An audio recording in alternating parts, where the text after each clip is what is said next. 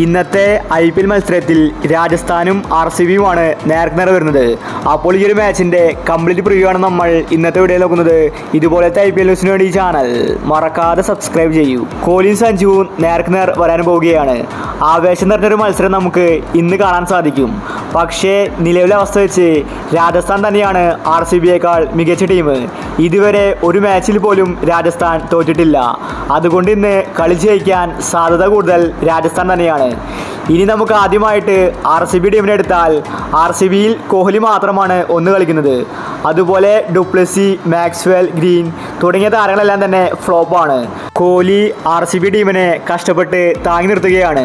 പക്ഷേ മാക്സ്വെൽ ഫോമായാൽ പിന്നെ RCBയെ പിടിച്ചു കെട്ടാൻ എളുപ്പമല്ല.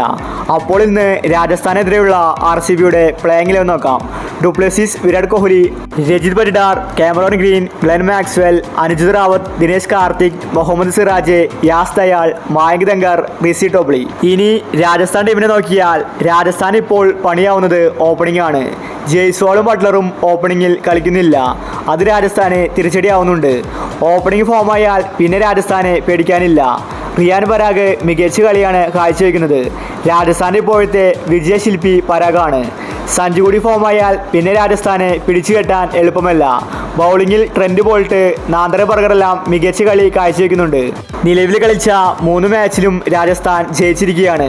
അതുകൊണ്ട് രാജസ്ഥാനെ പേടിക്കാനൊന്നും തന്നെയില്ല. ഇന്ന് രാജസ്ഥാൻ കളി ജയിക്കാനുള്ള സാധ്യത കൂടുതലാണ്. RCB രാജസ്ഥാന് ഒരു എതിരാളി ആയിരിക്കില്ല. അപ്പോൾ ഇന്നത്തെ മാച്ചിനുള്ള രാജസ്ഥാൻ്റെ പ്ലേയിങ് ലെവൽ നോക്കാം.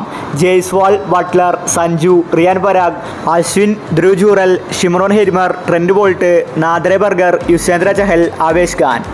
അപ്പോൾ ഇന്നത്തെ മത്സരത്തിൽ RCB ജയിക്കുമോ രാജസ്ഥാൻ ജയിക്കുമോ? നിങ്ങളുടെ അഭിപ്രായങ്ങൾ താഴെ കമൻറ്റ് ചെയ്യുക.